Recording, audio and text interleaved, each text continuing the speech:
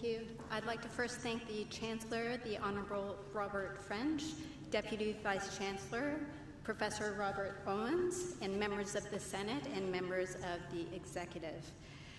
I'm so honored to have been asked to give this talk today because I know the incredible impact it can have on the journey that's ahead of you. All right, who am I kidding? Fact of the matter is, you guys are gonna forget everything that I say within about a week, because I know half of you are probably already hungover and half of you are like 3 sheets to the wind, am I right? Hashtag celebration. Can't pull the wool over my eyes. But here's the thing, that makes my job even more important, not only to keep you awake and off your phones for more than 5 minutes, but also to inspire you enough to actually want a career that's going to make a difference to this world, rather than just becoming a YouTuber.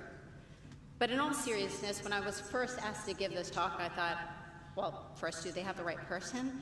But then, considering I'm standing here, I had to think, well, what nuggets of wisdom am I going to conjure up for you all? And then it hit me.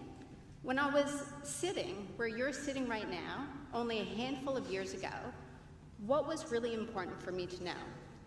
So today, I want to talk to you about the most important lessons I've learned since that graduation night, where our measure of success that night was how many shots of tequila could we drink before we vomited. Yes, we aimed really high back then. Now, to tell you about my most recent journey, I just need to dive a tiny bit into my past. So when I was young, as we were children in our family, we traveled around quite a bit because both my parents were researchers. So when I was 8, we were living in France, a country completely foreign to my own, and my parents announced their divorce. And this was really the beginning of the end for me because I lost my identity and my sense of self. So my self-esteem and confidence relied solely on the validations of others, meaning I didn't feel good about myself unless someone told me I was good enough. It was a very precarious way to live. As a result, as I got older and through my teenage years, I got caught up in the wrong crowd, and don't worry, as a very PG rated summary, I just simply grew up way too fast. In my early 20s, I decided to open up a restaurant and catering business, only to go bankrupt for $250,000 by the time I was 23. Throughout all those years of trying to find my identity, I didn't feel lost, I was lost. Completely at random, I decided to go to university to give it a try. Needless to say, I got stuck there for 10 years. And here's what I learned during those 10 years. So listen up, because by the way, you can't graduate until I'm finished talking, so you might as well listen. So those years were actually the hardest years of my life, but they were also the most important, because without those years, I wouldn't be standing here today, living and leading the kind of life and career I could have only imagined in my wildest dreams. And it only took realizing one thing to achieve all of this. Do you want to know what it is? Yes?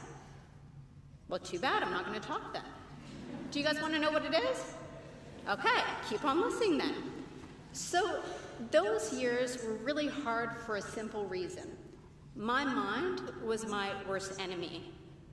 My thoughts weren't my friend. My negative thoughts lurked around every corner, waiting to tell me that I wasn't good enough, I wasn't smart enough, I wasn't pretty enough, and that I'd never amount to anything.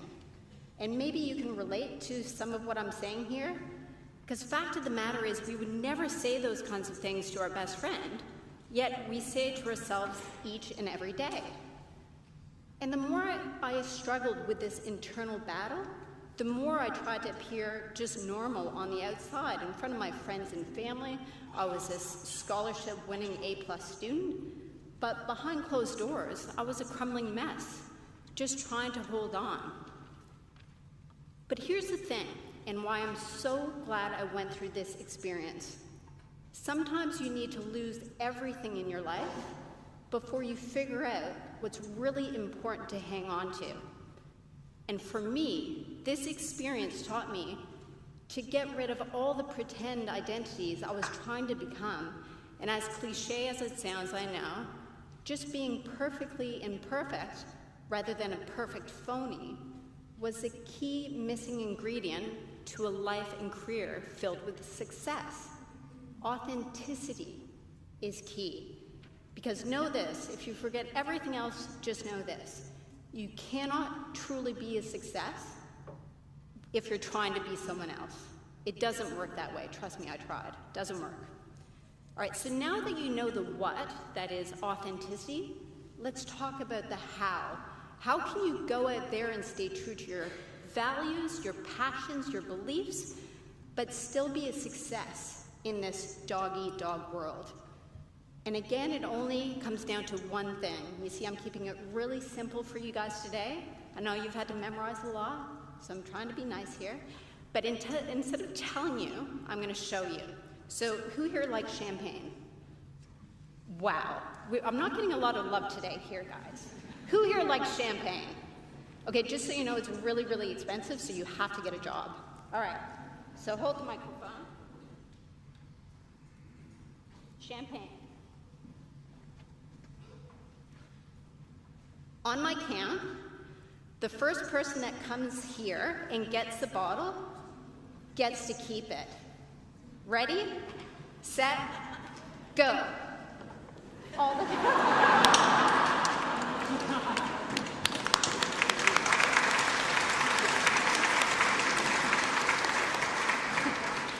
Awesome. Thanks for the love. I didn't tip him, by the way, so, you know. So what did he do that was different than a majority of you? It's one thing. Exactly. God, I actually asked, was there anything that I couldn't do or say during this talk? So I have a disclaimer. But he did one thing. He took action. That's it. That's the one thing. So if you really want to go out there and do something different, stop planning and then planning the plan and putting the Post-it notes for the plans of the plans. Just go out there and do it. You know, you say you want to get a dream job? Great. Well, actually go out and apply for that job. Because two things will happen even if you don't get that job. One, you will get experience from that job application. Two, you will likely make a connection that's going to come in handy for the future. You know, you say you want to change the world? Mazel tov, that's great. Well, stop posting about it on Instagram and go out there and actually do it. Folks, it comes down to this really simple fact. Before you know it, you're going to be looking back on today's events like they're a distant memory. You will soon be old. You will soon have less hair growing where it should be and more where it shouldn't. Ladies, laser hair removal. That's all I'm going to say. But my point here is this. We can't rewind time, and we certainly can't stop it. So stop regretting all the things that you could have done differently in the past and look forward to a future filled with authenticity and action. I'd like to leave you with this final quote, which I found on Pinterest by a girl I don't even know, but I follow her because she posts really cute pictures of puppies. But the quote here is this: thinking will not overcome fear, but action will. Thank you.